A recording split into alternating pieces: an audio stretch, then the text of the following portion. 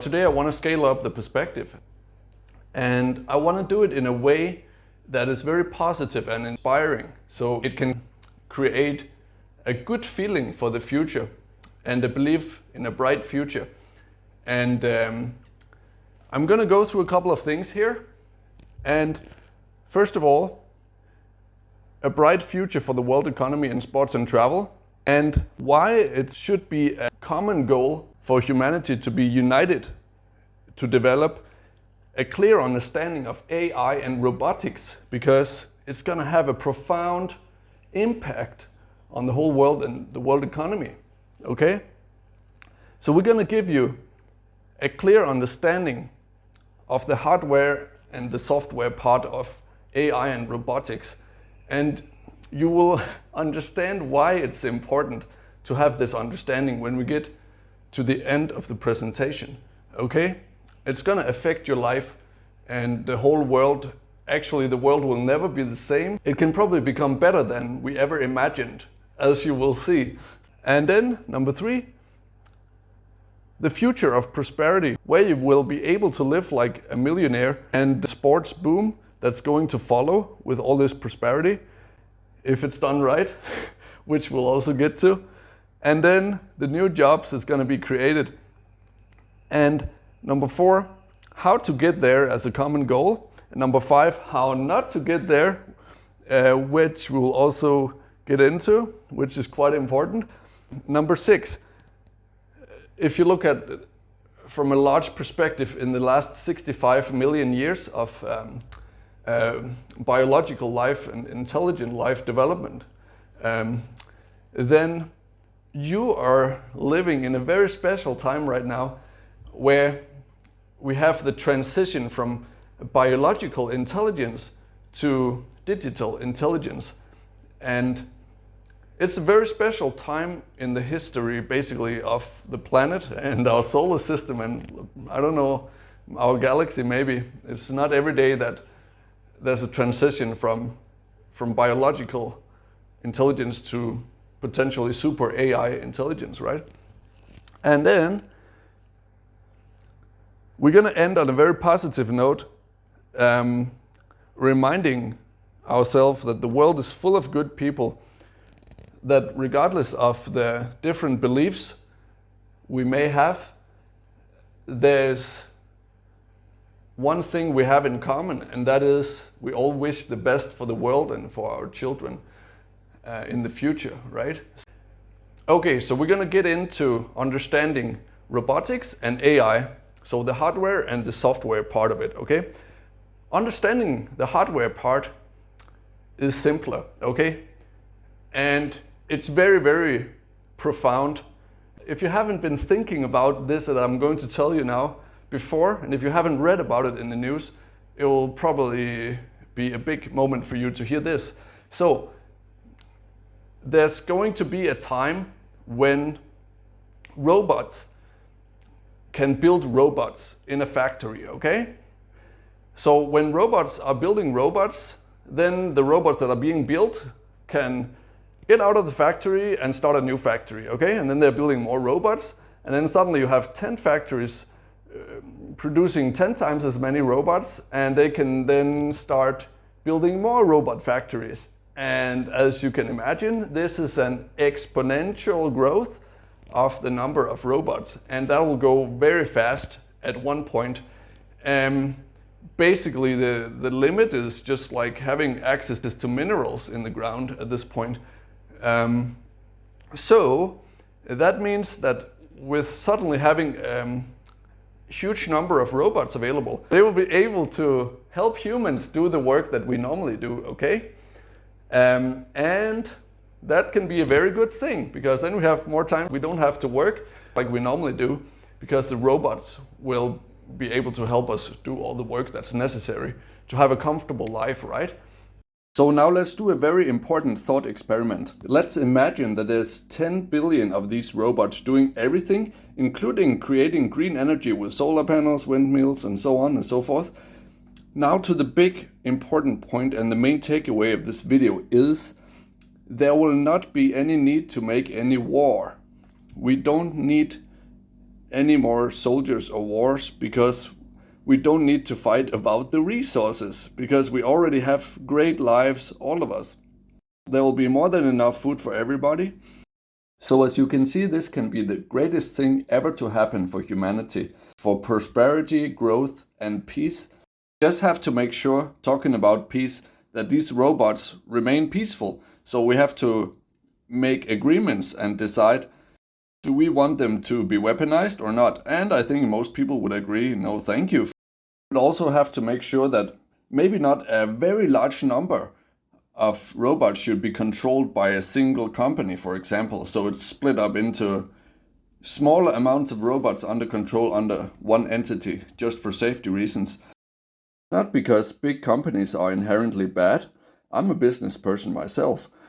But when the goal of a system is eternal growth, then in such a business as robots that can grow tremendously with big implications in terms of the whole situation for humanity, then it's important to have some kind of limit on, so that it's not just one company or one CEO of that company that controls 10 billion robots or 100 billion, maybe in a few hundred years.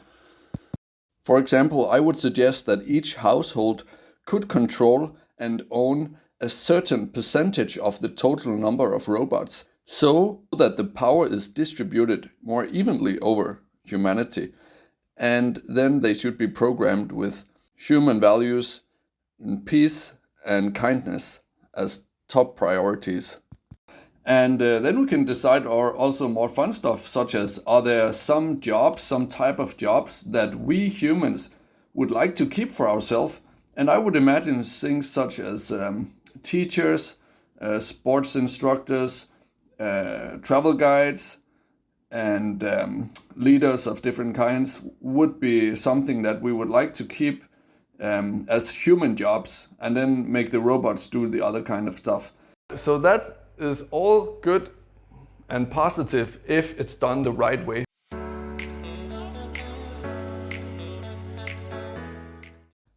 Hey guys, the goal of this stress management course is to try to not only understand stress better by splitting it into its components, but also to change your relationship to stress so it becomes more of a friendly relationship where you feel you can control it and manage it using this toolbox that we're gonna develop for you. Over the past 12 years being a CEO in 4 different countries, I have collected a toolbox of stress management tools, and I have gathered the 30 best tools in this video because I think it's time for me to share these tools because they have helped me manage stress and feel better during hard workloads and large amount of responsibility. I would like to share it with as many people as possible, hoping to help as many people as possible. And we're also going to start small so that you can just pick 5 tools or maybe just 3 and then integrate them into your own life.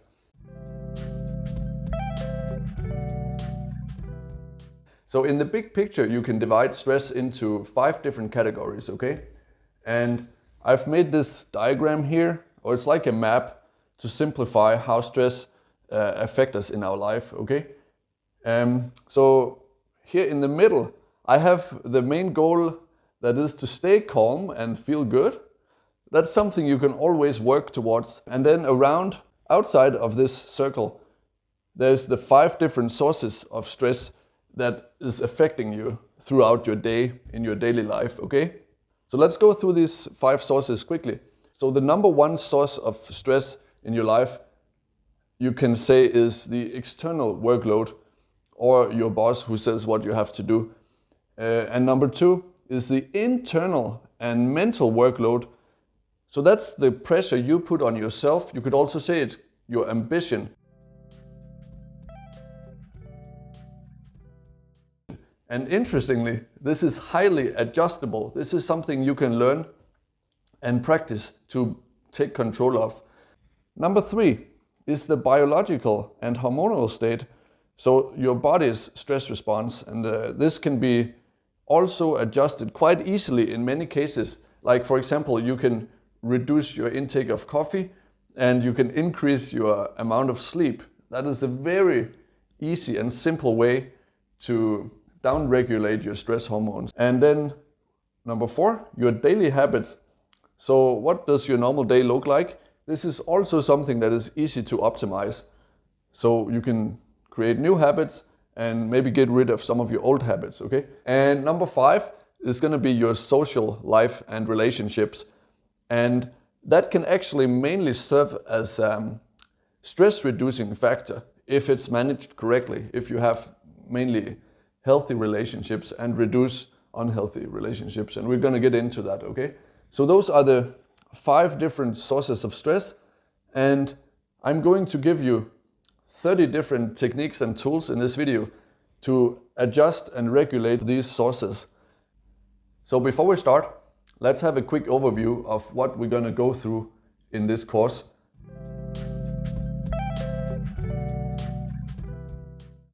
Firstly, an introduction and a little bit about me, and then get a clear understanding of stress, both what's good about it and what's bad.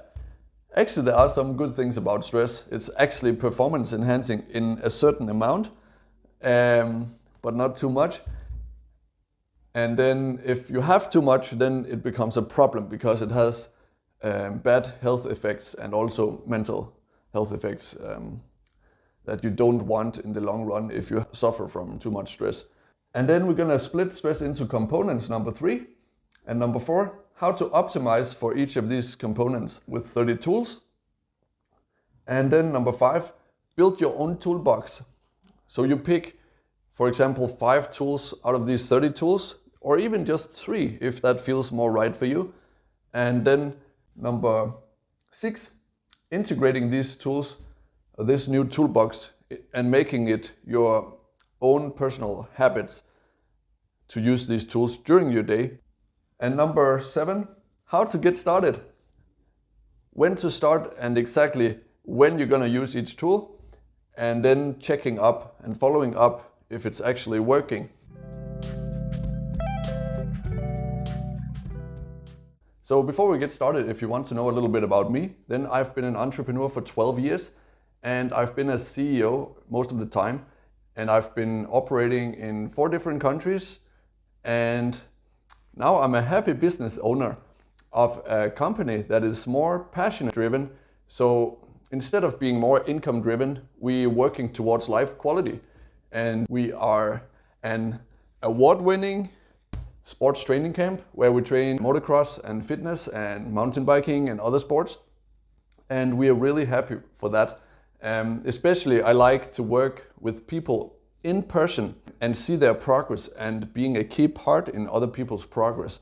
And that provides me with more life quality than just running a business like I did in the beginning, where we were importing smartphone accessories during the smartphone boom. So we imported accessories from China to Europe and managed sales and distribution as well. And that learned me something very important, which is stress makes you less happy, and just because you're making good money and you're successful does not mean you will be happy. So that was really important to learn, I think, at an early age. I was about 25 to 28 years old when that took off, and then I changed my direction after that. So that was a little bit about me. Oh, by the way, I've also studied nanoscience, and that gives me, I would say, a very logical approach to everything that I do. And I like to understand the true mechanics and the true nature of things that I work with, including stress. So I'm very excited to present this course that I've developed, where I have taken all the best tools and techniques and life perspectives and put into a toolbox with 30 different tools that I want to give to you. And I'm pretty sure at least some of these tools will help you. And to make it less stressful as well, the plan is that you should only try to integrate, for example, 3 to 5 of these tools in your own life, and thereby find it more easy and less stressful. Because like trying to integrate 30 things in your life will ironically be stressful, even if they're stress reducing.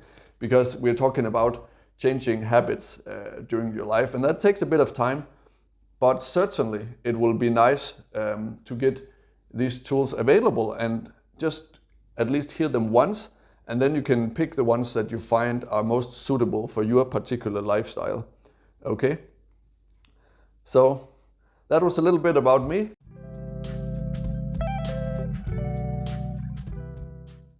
The final goal will be to change your relationship to stress so you feel that it's more of a positive performance enhancing factor that you can control the intensity of, instead of being an uncontrolled, overwhelming feeling that makes your life more uncomfortable and lowers your life quality. So we're going to try to increase your life quality and actually also your health. In case you didn't know it, stress actually is the main cause of a lot of diseases, and reducing stress can help prevent a lot of diseases. And I think it's also common knowledge that something like heart attacks occur when people are really stressed out and pushing really hard and ignoring the warning signals and not taking the time to do a stress management course so they can get better at it. And that's why I thought it would be so important to take all these tools, all this knowledge I've gathered over the last 12 years of being an entrepreneur and putting it into a course that can help you have less stress and manage it, and maybe even, in the best case, see it as a state of mind that you can control and also reduce when you need to. Okay, let's get started.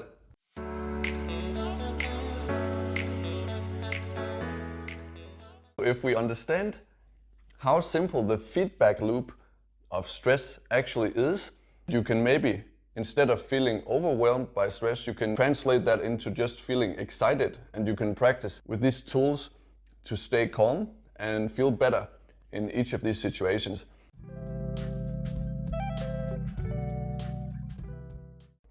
Here's a simplified version of the feedback loop of stress. So we have 3 different sources of stress that we feel, and there's the external world, number 1, so the environment around us, and then there's our internal world, so to speak, or our mental state, which is about our mindset, and then there's the biological and hormonal state, right? And the biological and hormonal is simply adjusted very easily by getting enough sleep, managing your intake of coffee, and also by adjusting your nutrition. That highly affects your hormonal profile of stress hormones so that you can lower your levels of cortisol and adrenaline.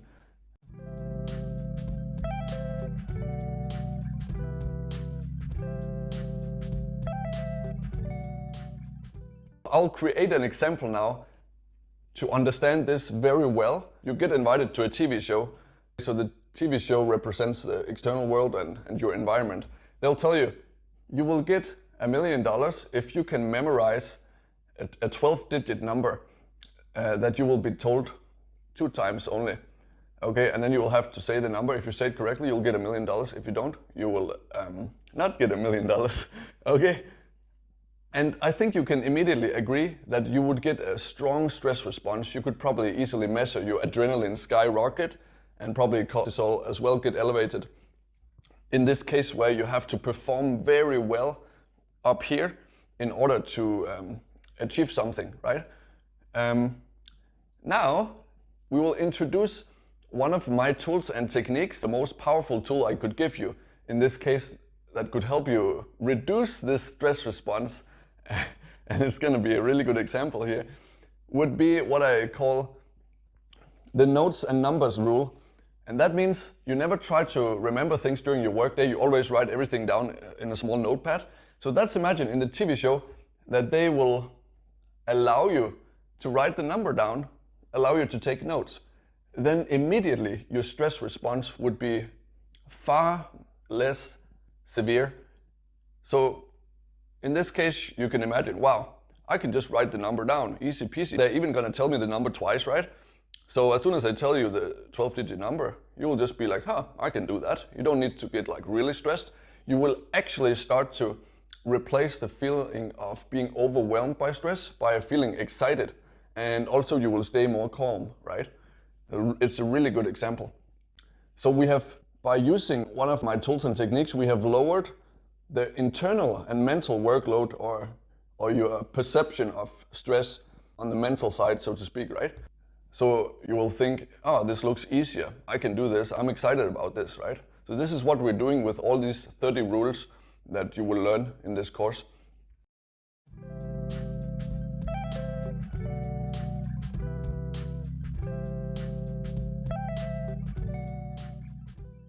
Another way you could lower your biological response would be to use another technique, such as the 90% rule. In this case, imagine in the TV show that you would only get the money, or get the $1 million, if you could repeat the numbers in 2 seconds. Like, that would also be daunting, right? So that's the same as if on your job, your boss tells you to finish the work as fast as possible or finish this job in 10 minutes, right? If it's a difficult task, that would also be stressful, right? Now let's imagine you introduce a rule that you're only supposed to work at 90% work pace immediately. That would appear a lot easier. You would not even have to work as fast as you can. It completely changes the way you perceive the situation.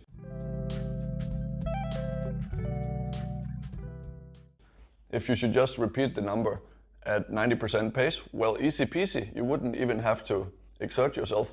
And keep in mind, working at 90% of your maximum work pace still is very close to 100%, right? And it won't wear you out the same way, and it doesn't appear as a lot of pressure. In other words, you would stay more calm, and you would probably feel more excited about the job, getting the job done, and it would feel easier.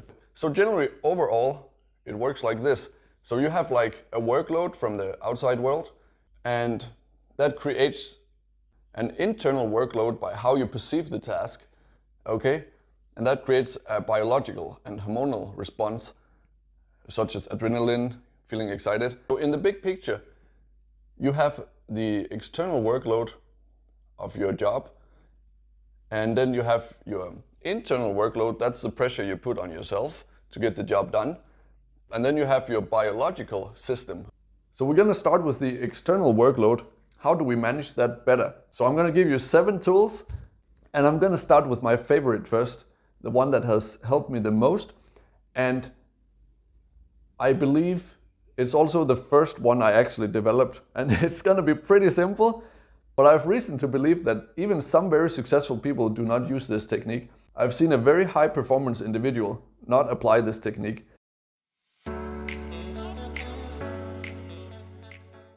Okay, so the technique is this.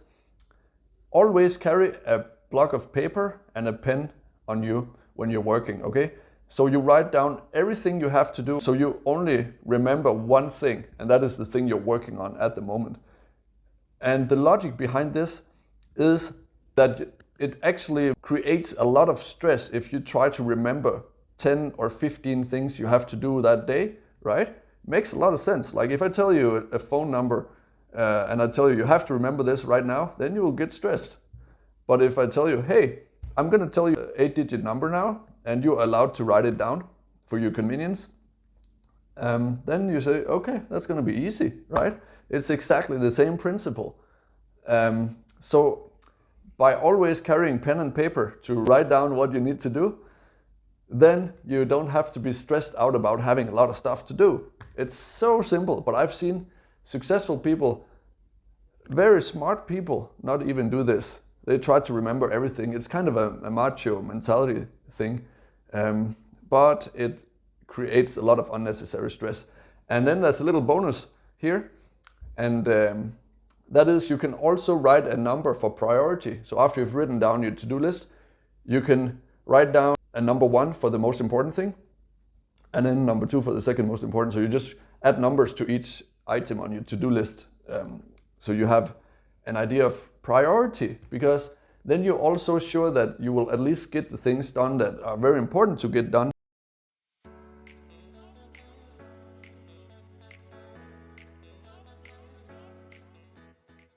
So that also reduces stress if you know that, oh, at least if I make it in this order, then I won't be stressed out if I don't get the important things done, right?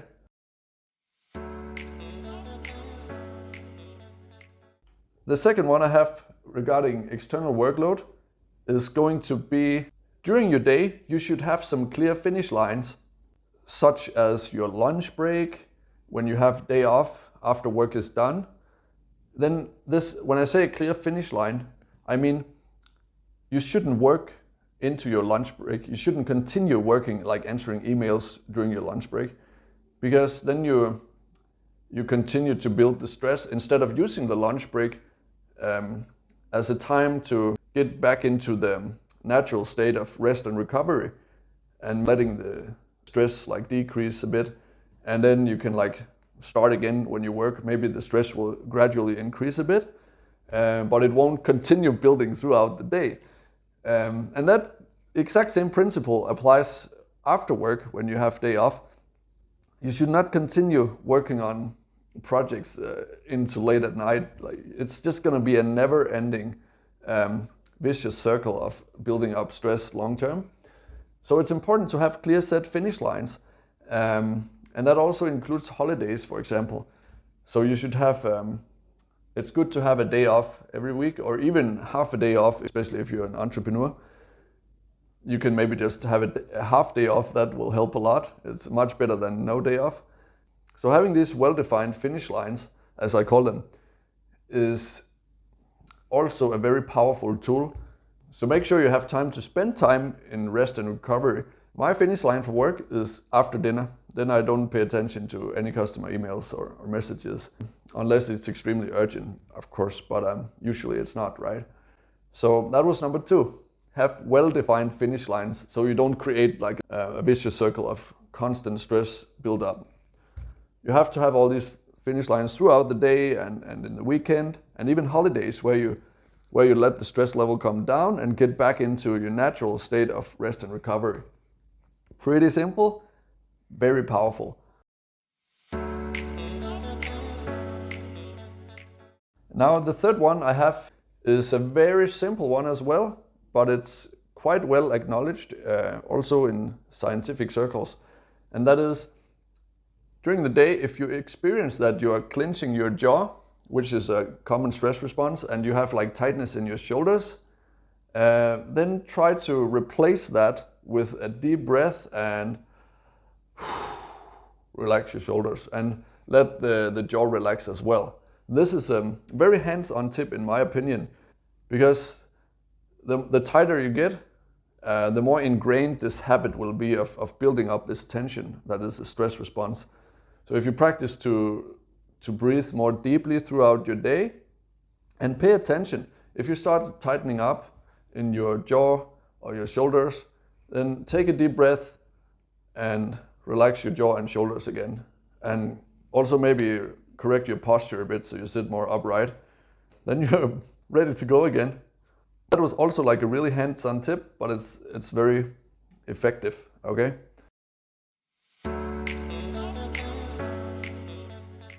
The next tip I call first step focus. And that is a tool you can use when you have a really big job or a really big difficult task ahead of you that seems overwhelming, okay? Then this technique will tell you to just focus on the first step of the task, because if you can visualize the first step, then you can also see it as, okay, it's not that bad just doing that first step. And then when you've done that, then you see, okay, what's the next step? And then you just focus on each step ahead. You can also make it less stressful and overwhelming if you just write down all the steps to get an overview, and then have it on paper, and then just focus on the first step only. So you just reduce your focus to that step, and that's going to feel less overwhelming and less stressful. And then you're going to feel a little bit more calm and feel a little bit better. So that's also a nice technique I like to use.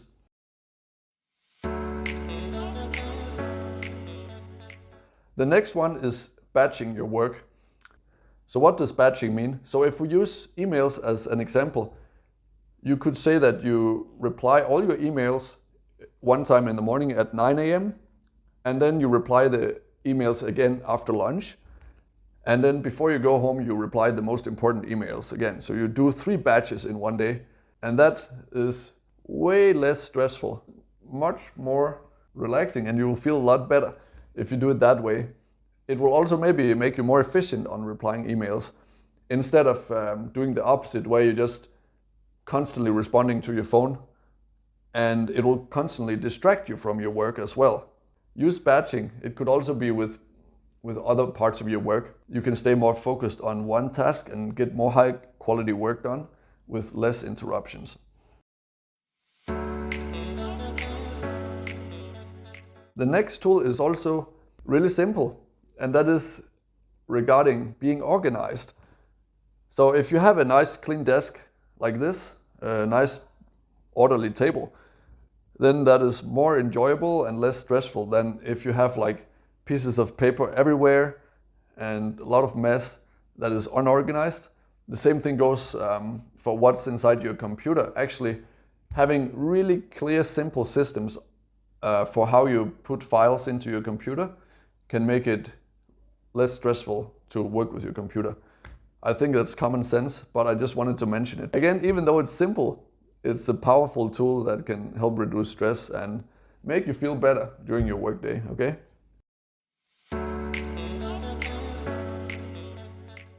And the next one is also regarding organization, how to be organized. And that is the simple tip of having separate notebooks for different categories of work. So instead of having one notebook where you mix all your notes for different parts of your work together, then have a separate notebook for each part of your work, or private or sports. You get the point. You know, it's really hard to find stuff if it's all mixed together, right? So have separate notebooks instead of just mixing it all together. It helps tremendously. So that was 7 tips and tools and techniques for how you can manage your external workload better, okay? Now we're going to talk about how you can optimize your own internal workload on yourself, okay? That's a little bit less hands-on, but I'm just going to do it as simple as possible. And I'm going to tell you how I optimize the pressure I put on myself to make my work more enjoyable, but still be efficient and get stuff done, okay?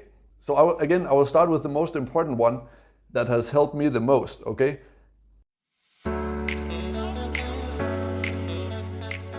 And it's, again, you're gonna be surprised how simple it sounds, but it's extremely helpful.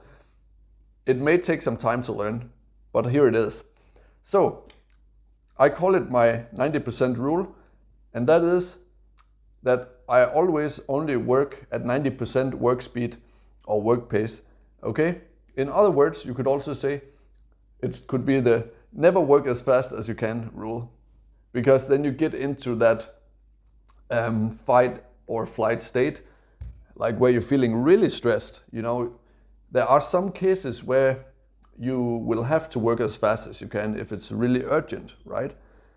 But it's easy to get into this habit of always working as fast as you can. And that just creates a completely different state of mind. And also actually it creates a different biological state if you're constantly pushing as hard as you can. So I would say, if I should only give you one tip for how to manage your internal workload and the mental aspect of stress, the one that you have control over, if I should give you only one tip, that would be never work as fast as you can. You can still get a very similar amount of work done at 90% as 100%. And you know what? In the long run, you will get more stuff done. Because if you work at 90%, you will be able to work with a steady work pace for a longer period of time without crashing or having like a kind of a burnout feeling where you get really exhausted.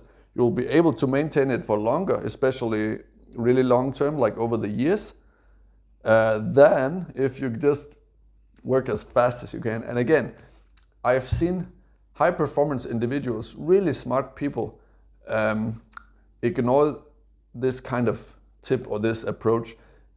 Everybody knows that it's possible, but maybe you haven't thought it through that well. You just maybe think you're a machine that can keep working non-stop.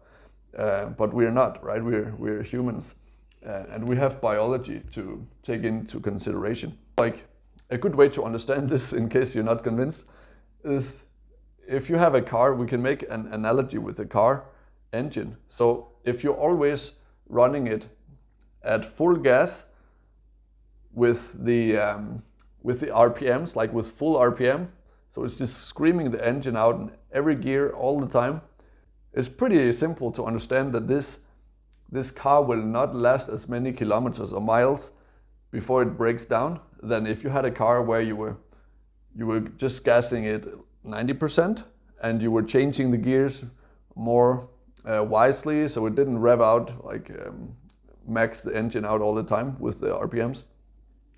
So that car might last like 3 times longer than the one that was just maxed out completely, right?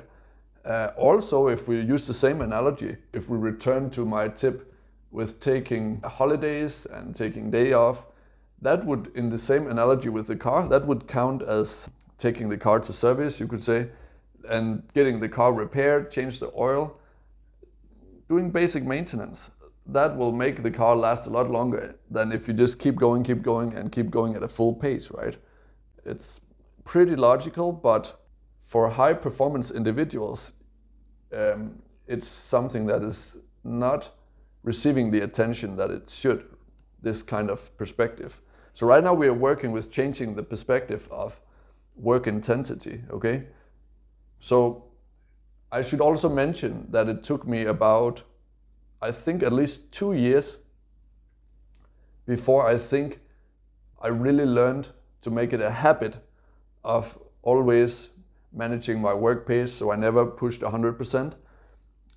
So it's not something you can, or maybe you can do it in one day, but I couldn't do it in one day. It takes practice, so don't be discouraged if you think it's difficult, if you keep following your same habits. If you keep telling yourself, hey man, work at a steady pace where you're still getting things done, focus on work quality instead of work pace, then if you keep reminding yourself, I think you will be able to do it, because this is one of the main skills that you should learn if you want to not burn yourself out and suffer from severe stress, is just to learn to manage your work intensity. Okay, that took a bit longer than planned, but I really want to get the point across.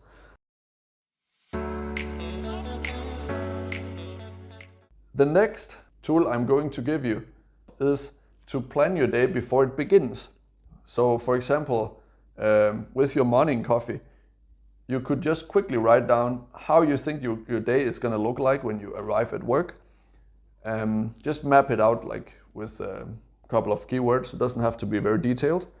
Then when you walk into your work and start your day, it will be less stressful because you already have a rough idea of what's going to happen. For this list, you can also categorize again the things you have to do, so that maybe get the couple of quick wins first, and then get the most important stuff done first, like the heavy tasks that has to get done but maybe isn't that fun, and then do the less heavy work towards the end of the day where you're maybe more exhausted. So distributing things like that will also enable you to stay more calm when you enter your workday and feel better.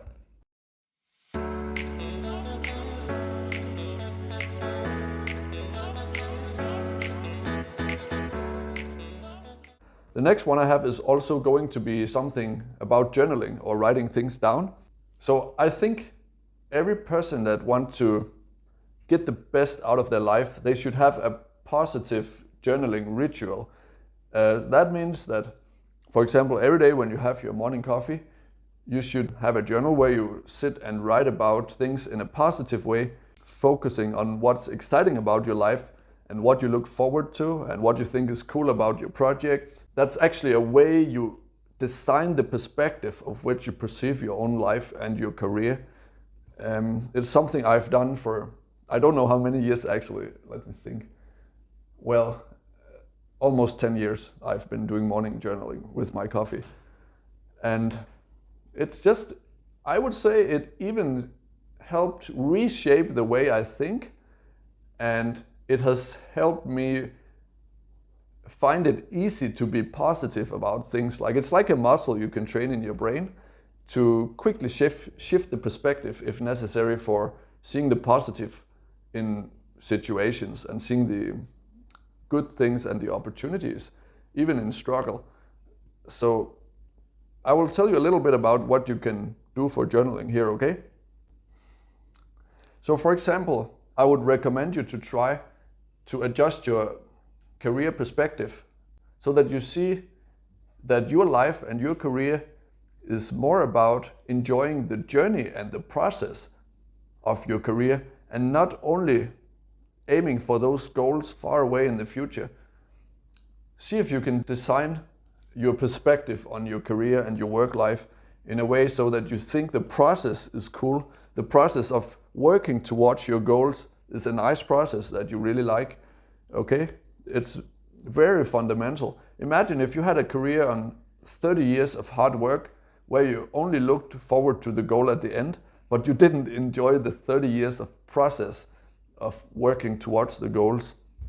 Right? Imagine how sad that would be, right? So not only choose really cool goals for your future, but also, more importantly, I would say, design your work life or choose your goals also in a way so that it creates an enjoyable process to get there. So you can start to work on this with your journaling when you're having your morning coffee. Also, you should write about what you're grateful for. You can also write about stuff you're already proud that you have achieved in your career. That reinforces your self-belief and your belief to achieve things in the future, instead of just keep going forward and forgetting how good things actually already are. Like, you should also practice to remind yourself what you're thankful for that you've already done and what you already have that is really good in your life. See if you can build that into a morning routine of writing your journal. It is something that has helped me a lot, as you can sense maybe in my long explanations here.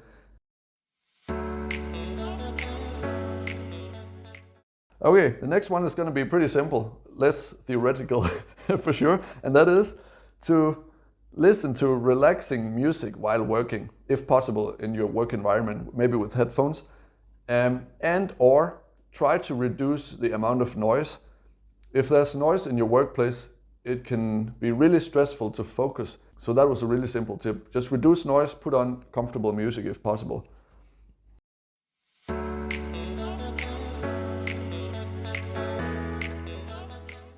Okay, and that almost brings us to the next one. So my next tool is related to limiting distractions and aiming for flow state, or in short, just flow state. You've probably heard of flow state or getting into a flow when you're working. That just simply means that you are so focused on your work that you don't feel that you have to try focusing on the work. And to limit distractions is key to this. So it helps to maybe have your phone on silent, reduce noise again, and see if you can only do one thing at the same time. And the reason why that will limit stress is that you don't have to try to get into working on the task. It's actually the process of not doing the task and then getting into doing the task that is requiring a lot of energy and that is stressful. But once you're already in the process of doing a task, it doesn't require much energy, especially if you're not distracted. Such as when I'm doing this video right now, I'm actually feeling okay. But doing all the preparations and setup for starting doing a video is actually a lot more stressful than just sitting and talking. It's actually kind of a nice feeling to be in the process of doing the important task, and it's more uncomfortable with all the planning and thinking that goes ahead of that.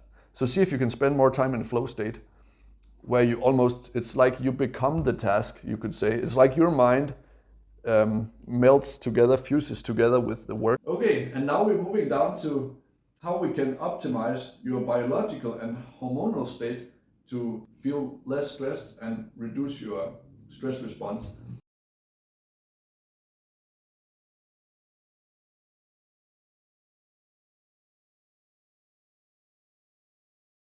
I have 5 tools and tips that are really hands-on, really simple, and easy to implement. So you can think about which one you want to implement during this presentation. Number 1, make sure you get enough sleep and have an evening routine that makes it easy to get to sleep in time. So get to bed, for example, at least 1 hour before you actually plan to fall asleep, so you can chill out a bit, read a book or something like that, and then still get 8 hours of sleep.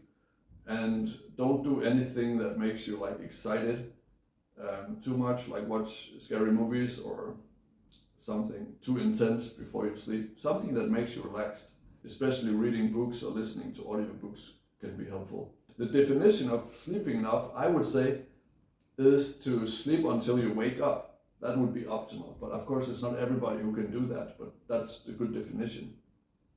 And I actually made a free course that you can do about morning routines that includes an evening routine. Ironically, because I said that the first thing you have to get right in the morning is to make sure you sleep enough, but that already starts in the evening, right? So check that out if you want. The second one is also easy to implement, and that is to regulate your use of coffee and tea and stimulants. So you limit the amount of caffeine you take in, and also put a time limit on so you don't drink coffee after, for example, 2 p.m. When I'm on a normal diet, I will drink around 3 cups of coffee in a day, maybe 4 in some cases.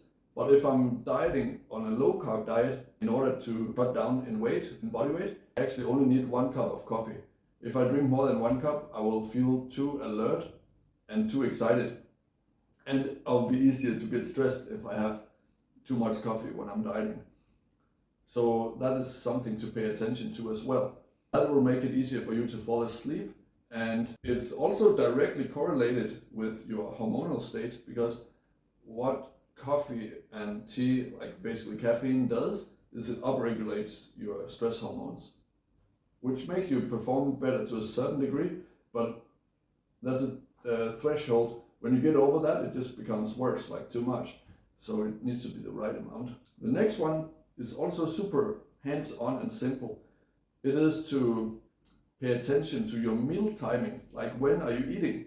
It's important that you don't have like a blood sugar crash where you didn't eat for example, 5 hours or 7 hours, unless you're following some special diet, of course, that's designed for that.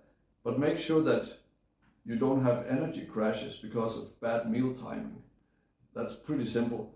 And you can work around that also by having like a snack routine where you maybe have a handful of nuts and a piece of fruit, like an apple or a banana.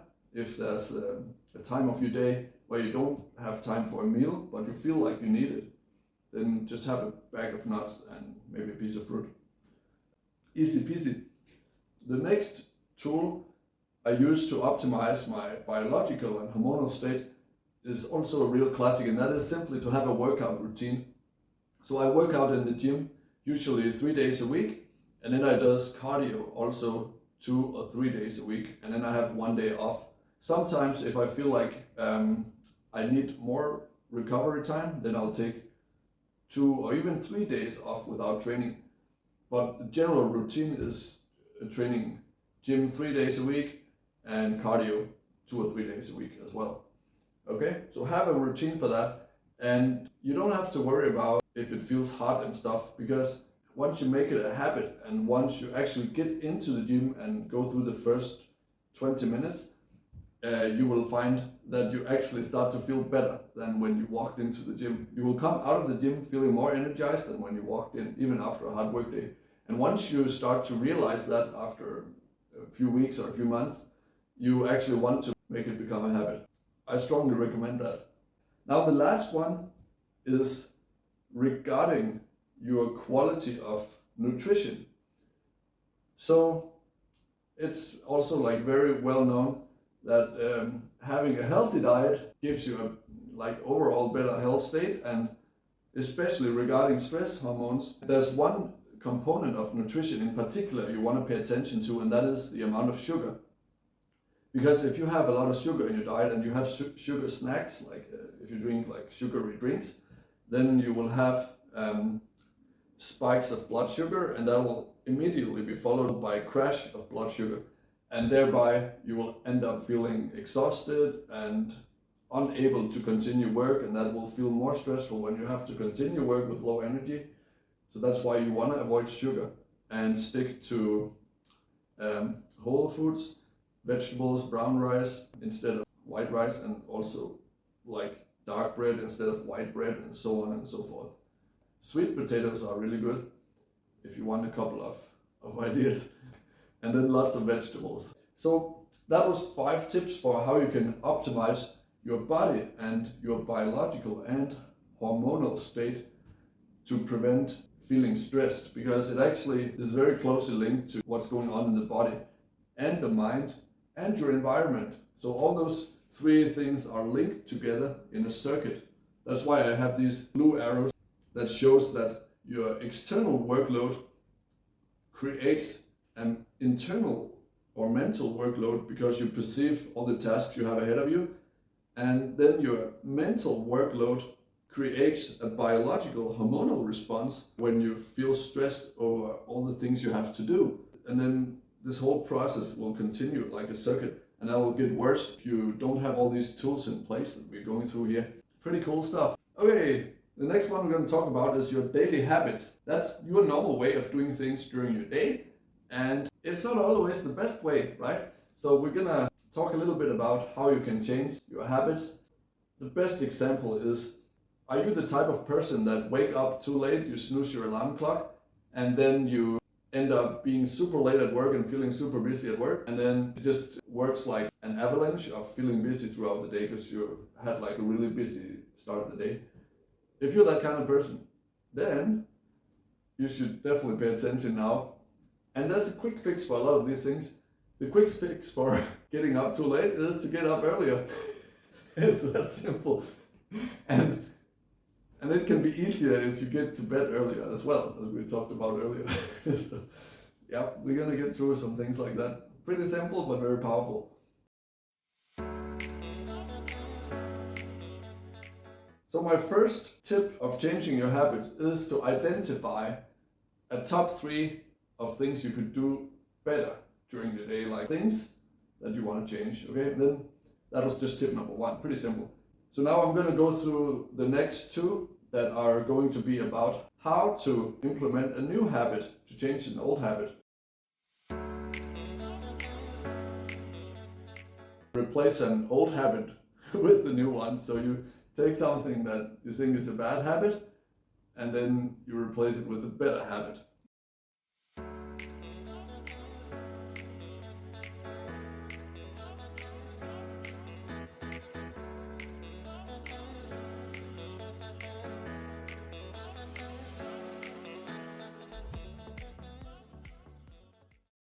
You get the point. Replacing an already existing habit with a slightly better or a much better habit is a good technique, because then every time you're going to do your normal thing, then you remember, oh, I'm going to do the other thing instead.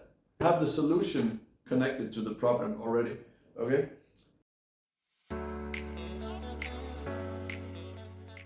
The next one is going to be how to implement a new habit without wanting to replace an old habit that is worse, okay? You can use, for example, one of your meals like breakfast, you can use that as an activation cue to your new habit.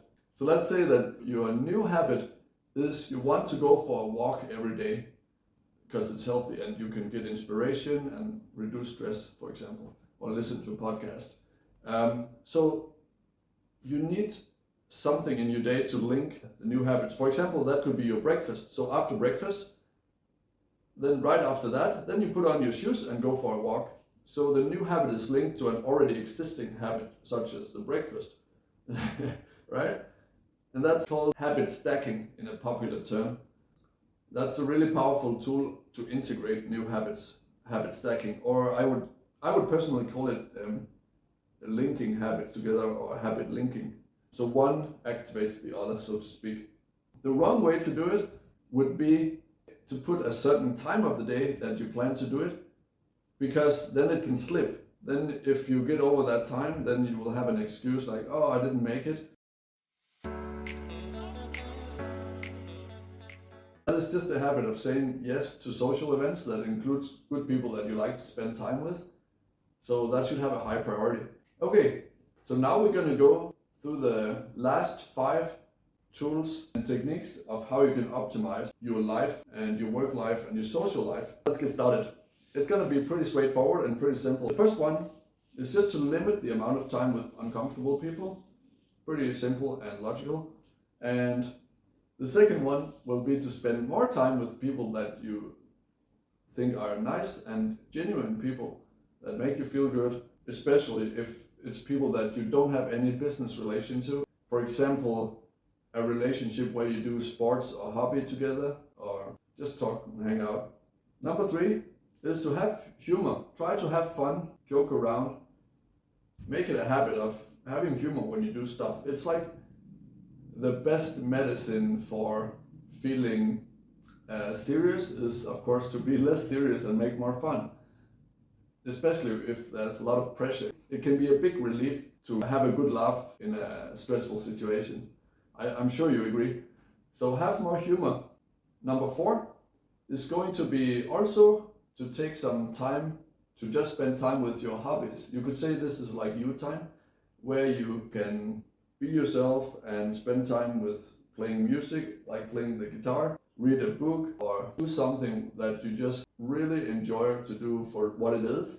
So that's actually not exactly being social necessarily, but it's still important for recharging your batteries, so to speak, especially if you're an introvert person. Now, tip number 5 is going to be a really good one to end on, and that is to make social events with good people a habit. A good example is to have a training partner for your gym. Another thing you could do is to do hobbies together with people. So if you like playing guitar, find somebody to play guitar with. Or if you like to ride motorcycles, find somebody who also likes to ride motorcycles and then hang out and do your hobbies together with other people. Completely logical, but I'm just providing some really simple frameworks that is easy to implement. And then, of course, having dinner with your good friends in the weekends, make it a habit, like a ritual, a tradition, to invite people over for dinner. I think that will make a big difference. So now I finally got through all my 30 tips and tools and techniques. And now it's time to build your toolbox for implementing it to your own life.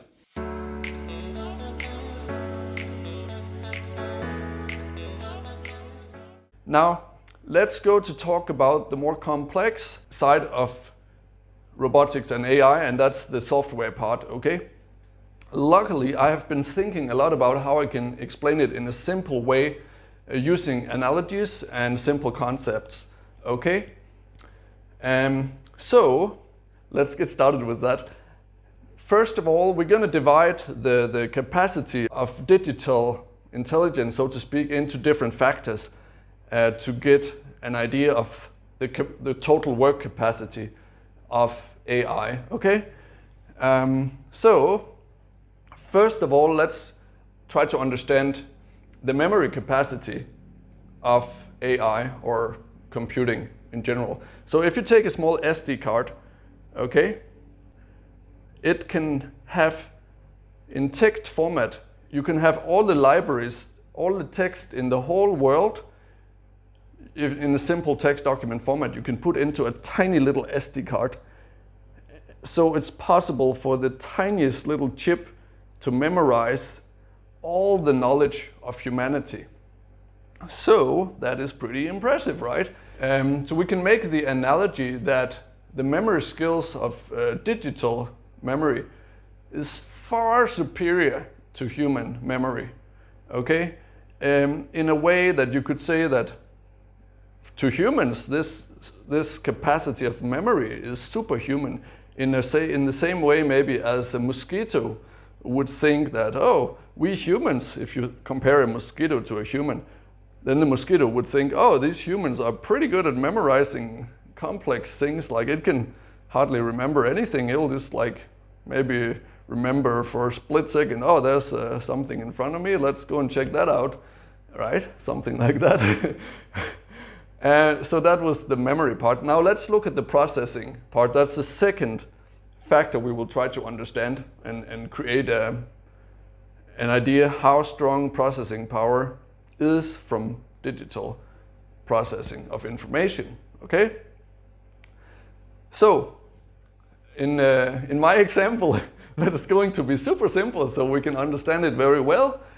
I'm going to ask you to think about how much better a calculator and it could be like a simple chip calculator, not even a smartphone, okay?